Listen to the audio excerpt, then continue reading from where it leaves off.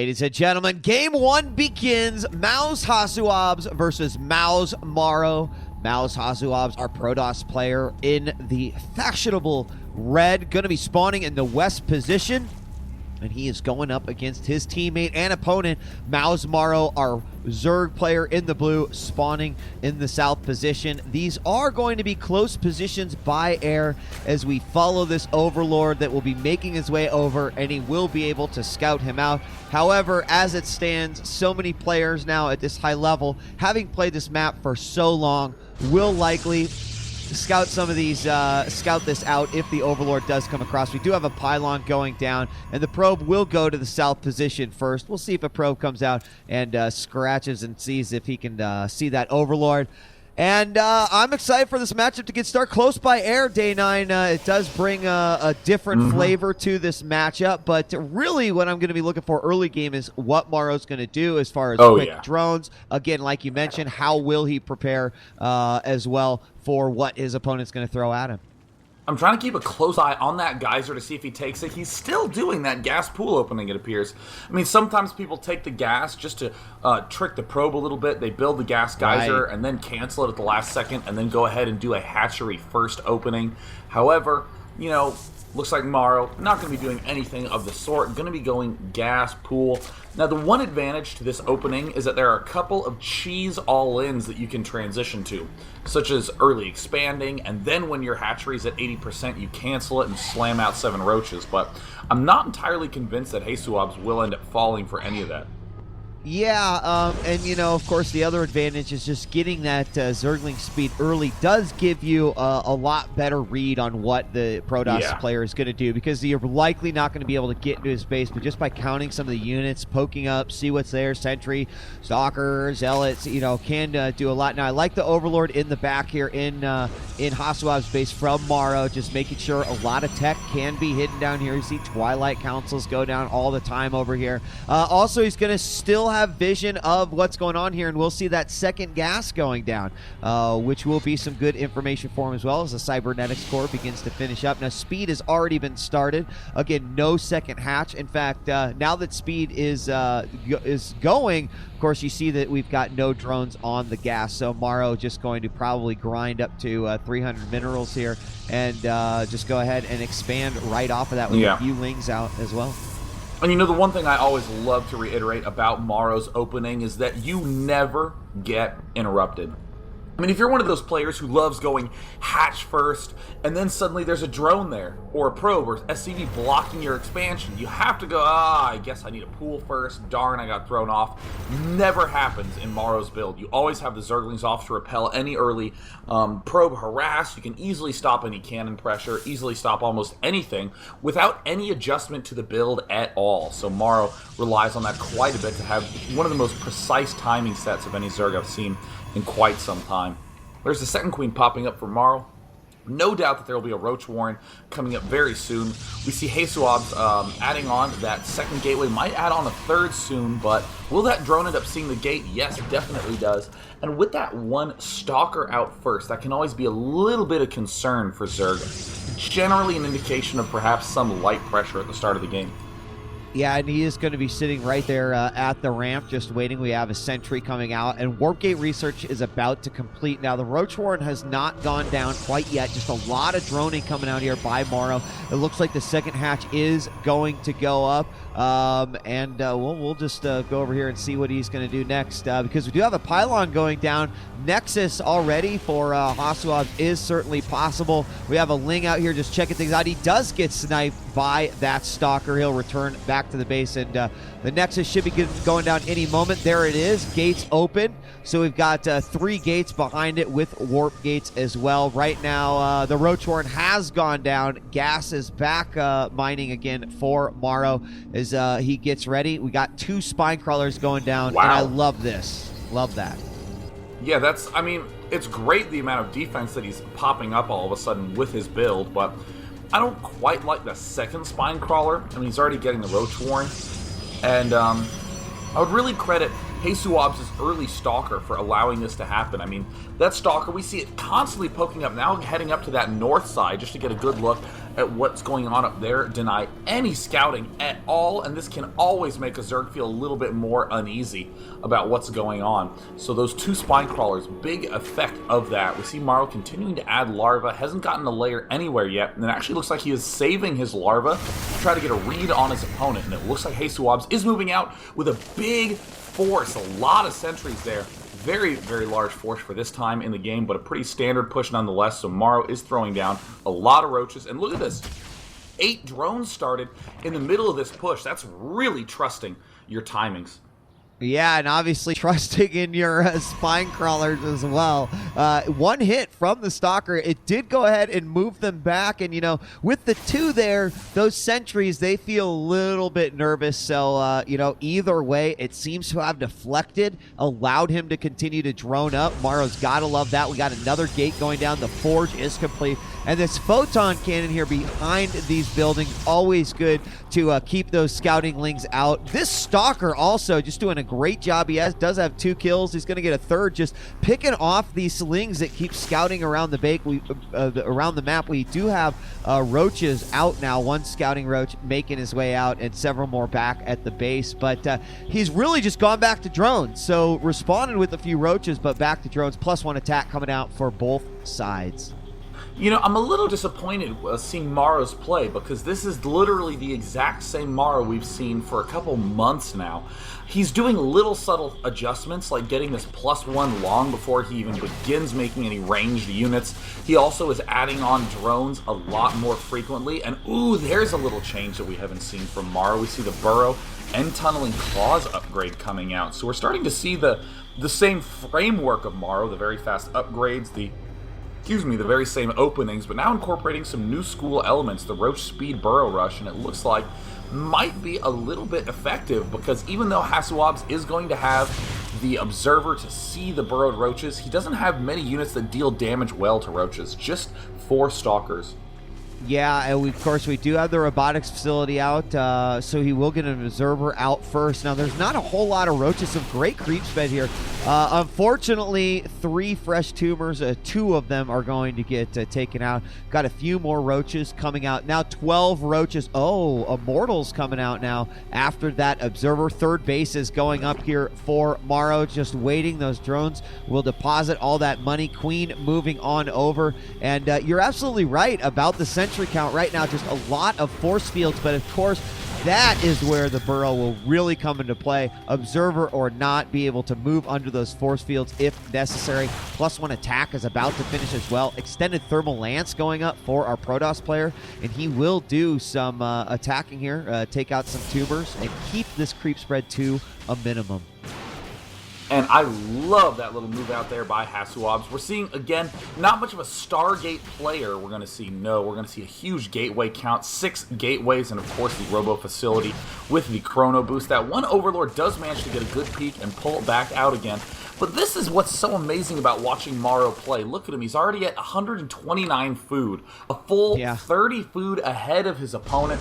He is not quite as far ahead in the drone count as he would like, but of course, now that another 12 drones have just popped, he has just hit the 70 drone count mark, but I still want to see more aggression out of Morrow. He's taking a very fast 4th, but we saw him lose a game in the GOM TV World Championships just by a very, very passive Protoss who sat, built up, got maxed, and won with 1 big attack. Yeah, and actually what's really interesting is we do have this burrowed Zergling, and instead of bringing his observer back, he decided to go ahead and build his cannons out. I'm not sure if that cannon is actually within range to see it, but he does have, like, there, he's finally getting another observer coming out. So this 3rd is going to be delayed by quite a while so far here. Wow. Is it? Yes, the vision does extend. Now it finally goes down. I gotta say that was a good in-game 90-second delay there, because it looked like he wanted to get it up almost immediately, but that one burrowed Zergling mate doing a lot of damage. We do have an Overlord going through, scouting things. This is going to get a lot of great information here. And he will get taken out despite trying to juke his way out of there. So, I mean, what do you think right here? I would say about 13 minutes. This is that strong mid-game. We got a lot of roaches coming out, some corruptors going out. He saw the robotics bay, so he's got to be anticipating that. Air weapons +1, 6 corruptors, more roaches coming out. Day, what are your thoughts here on, you know, what we've got here for both players? Now, I do like HasuObs' play because it's aggressive enough that it lets him secure extra expansions and punish the opponent if he's making any mistakes. Ooh, looks like a couple of Stalkers will get repelled, but for the most part, no big deal. The one issue, if you try to go for some sort of Stargate Void Ray play, you're going to have to play a little bit in the dark. You can't respond as steeply. You kind of have to just say, well, I'm going to hit my money amount of Void Rays, and good luck me. And, you know, same thing from Morrow, who ordinarily is playing very defensive, and I would have some concerns, but he is clearly making up for a lot of the problems with his play. We see those roaches still continuing to repel those stalkers in the middle of the map. And, you know, if you're playing Morrow style, you're essentially a responsive player. You're saying, what are you doing? Okay, I'm going to try to hold that off or put pressure on it. And this works at a middle-ish level, but when you get to really high levels like this, you need to do some really aggressive scouting, and that is exactly what Morrow's been doing. He's now positioning a big force outside the front, beginning to move up, and there's the blink to rearrange. And look at the number of force fields. Morrow needs to pull back. Oh, a horrible engagement by Morrow. A gigantic mistake to try to advance through there, feeling far too overbold. And HasuObs punishing it, having hardly any units in range of the roaches when the force fields were thrown down, keeping them perfectly held back. And now getting tracked down. I mean, there were like so many problems with that. I mean, a great split by HasuObs, like really giving him good position on those corruptors. You saw that the Colossus for HasuObs almost went down, and I think that's why Morrow chased it. He was like, if I get through those force fields, I could just get one volley off. But there was just too much. I'm not sure he had vision of the entire thing. And, of course, without the DPS of the Hydras there, and really, I mean, you were right. It was a bad decision to go ahead and try to go through there, and HasuObs certainly got the top end of that. You can see our Zerg player, though, already maxed out now as we have, wow, look at this. We've got a ton of Overlords making their way over and possibly just kind of fake him out. There is absolutely nothing in there, and it does look like he is going to move over. And now keep in mind, there's also these photon cannons here, so tough to fight into, but Stalkers do move out, blink back, and will we see Morrow attack? HasuObs is playing this brilliantly, playing defensively, trying to make Morrow come to him. There's the force field slice, pressing all those units back. There he closes it off, just gently poking at the fringes and doing an amazing amount of damage to Morrow. The biggest problem with Morrow's play, once it's max versus max, Roach Hydra is so weak. More force fields trying to get thrown down. 11 Corruptors coming out right now, but there is exactly one Colossus on the field. We see no Hive either. I mean, Morrow has to play this out so carefully with the Roach Hydra composition. Either have to punish them right when you first get maxed with Roach Hydra, or have those broodlords popping out right away against the composition that Morrow is building. Look at this, 7 more gateways at the bottom of HasuObs' base. That brings it to a grand total of 12 gates. He can flood with any unit mix he wants whenever he gets the money to. And again, Morrow's just looking in a little bit of a rough spot. Oh, and Overlords are all going to fall right here, and there are DTs out for our Protoss. He is going to move forward with a lot of Corruptors, but there are going to be an awful lot for just the 2 Colossus that are out on the field. They are going to chase them forward, take both of them out. Still, Morrow continues to advance despite the fact that the force fields are going down, and now we've got these Hydras moving into place. There is actually a lot of damage being done here by the Zerg. Here comes some more Roaches. Can he finish it off? With all those Corruptors, he did an insane amount of corruption, but look at the expansion. The Dark Templars have ripped all the workers apart. No defenses there. Morrow's really putting a ton of eggs into this basket at the front, pushing hard, hoping he can manage to crack that defense. In the unit counting station, we see that none of those Corruptors are left, just Hydras, Hydras, Hydras. And now HasuObs realizing, man, I better get some Colossi out quickly.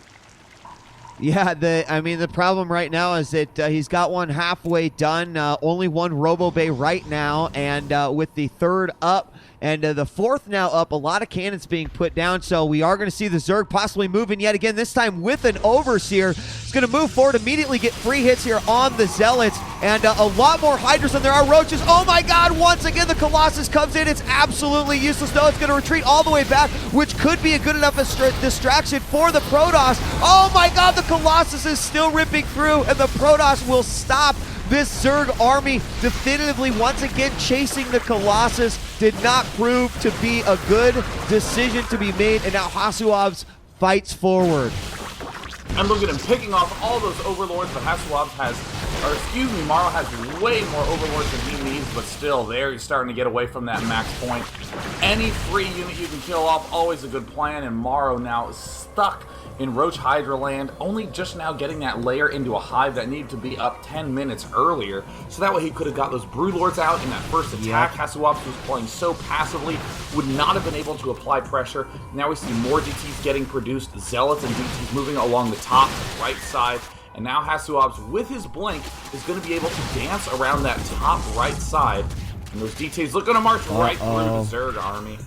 Uh-oh, yeah, he knows about it. He does have some Spore Crawlers up. Let's see how he decides to handle this. Does he have one everywhere? Yes, he does, so those DTs should be taken care of. He's going to do some damage there. Moves right into the trap, and nicely done. The DTs do go down, and I do like the Dark Shrine play, though, in all of this. Of course, it has probably limited his Colossus production, but he seems to be holding on just fine now. As let me see here. What else do we have? Another Forge. 2 Stargates going down now for HasuObs. So something else that he can throw into the mix. Now, the one good thing that Morrow's sitting on right now, first off, doing good defense. Those DTs can really wreck some expansions, especially catch you out.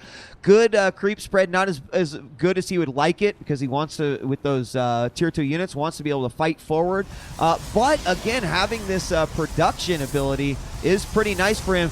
Templar tech coming out all the way, a couple of Void Rays, and +3 weapons for the Protoss. So right now I feel like HasuObs still kind of with an advantage here, but we'll see how Morrow decides to play it. Yeah, it looks like that hive has just now finished trying to look around. There's the Greater Spire going down.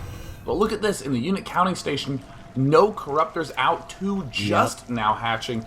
He is so low on Corruptors, and look at the gas. His gas is almost at 0, and there, the blink back. I mean, he does have 1,000 gas, but you want 1,000 gas and 10 Corruptors on the field. So then you can begin with 6, 7, 8 Broodlords. But in the position Zerg's in, he will not be able to get that swell quickly enough. And now that HasuObs is starting to close in on his half of the map, it means that Zerg either needs to begin taking the golds and deny Protoss the gold, or he needs to begin harassing very fast, get the drop tech up. We see no drop has been researched by Morrow, or perhaps even get a Nidus network. Needs to do some kind of pressure, because right now Morrow is all passive again. Yeah, and you know what? I like the idea that you said about taking the gold and then trying to deny. I feel like that would be certainly a good move, so we'll have to see a couple changelings coming up here. And they'll just chill with these stalkers a little bit. Will not get spotted, actually, so he will get kind of a free look into his opponent's base. But look at the army here for HasuObs. Of course, he's got a lot of Zealots out. Charge is almost done, moving his army around the base. And we do have a lot of Broodlords being morphed right now. There are 6 of them, but again, the timing, as you mentioned, they could have come out a little bit sooner. It's okay, though. He'll have them in this battle. Overseer will get picked off, and they will now move into positions. Looks like we have a lot of Broodlords now moving through the center of the map, and you know, even though 6 Broodlords is quite a lot, not nearly as many as you would like to have at that point in time. We see those 3 Corruptors moving in with the rest of the army. There's the level 3 flyer attack Ultralos Cavern going down for Morrow as well, but look at the money count for HasuObs at 3.5k, 1.5k, and with those 12 gateways, he'll easily be able to replenish. Oh wait, there's a 13th and 14th gateway up at the 3rd, so his count is through the roof, and now these slow Broodlords are advancing forward. Morrow's going to need to do tremendous damage if he wants to win right here. Tremendous amounts of damage. And there's also going to be these photon cannons here. Is he going to go in for the attack? He's actually going to start working on the base. And here he goes. He doesn't have a whole lot of Corruptors. We're going to see the first Storm thrown down, a second one, and that will rip through these Zerg units right now. A great job by the Protoss. There's the blink underneath all these units. The ground army is almost depleted. We'll see those Broodlords go down quickly. This could be it, Day. Oh, Morrow just getting absolutely obliterated. Protoss barely broke a sweat. Now just boxing everything, moving it down the bottom right. Morrow has 3 more Broodlords there. but it is just not enough. Good game, Morrow leads GG. without even having a final fight at one of his bases, and I think Morrow is feeling the exact same way that we are all feeling about his play that game, that he just stayed on that layer tech a little too long. That is the danger of ever going Roach Hydra. You start to say, okay, I gotta defend, I gotta get more Roaches, okay, gotta swing in more Hydras in this mix, and oh my gosh, I'm maxed. And then you start to maybe do some aggression, you spot some windows of opportunity, but if any of those don't pan out, you're suddenly just stuck being forced to make more Roaches and more Hydras, because that's all you've upgraded. Yeah, and we talked about that, even prior to the matchup, so it's a little surprising to see it actually happen exactly how we talked. You keep on pumping them out, you're late on your tech, and I think that probably the statement that you made was the Hive tech's going down, he should have had it 10 minutes ago, and when you look at the duration of that game, you're absolutely right. Again, there is also the Corruptors that initially gotten taken out, so he didn't really have those ready. Of course, he had 6 once the Broodlords finished, but that fight was just a well-fought. Of course, no evasion of the storms at all at the end there. So I do feel like watching, and when I watch guys like Vibe, Chef, and they do go for those super quick Hive, even Rhett, and to get that tech out, it's kind of what I feel like you've got to do, especially versus the Protoss. But we'll see what happens in game number 2. Are you ready, Day? Any other comments about that matchup? Oh, goodness, no. None that I wouldn't be able to do right at the start of the match, so I know everyone is hunkering to jump into. So without any further ado, let's hit it with game number 2 of the second round of 16 match today between mouz.HasuObs and mouz.Morrow. The winner of this, keep in mind, playing against Boxer. Let's see how it goes down.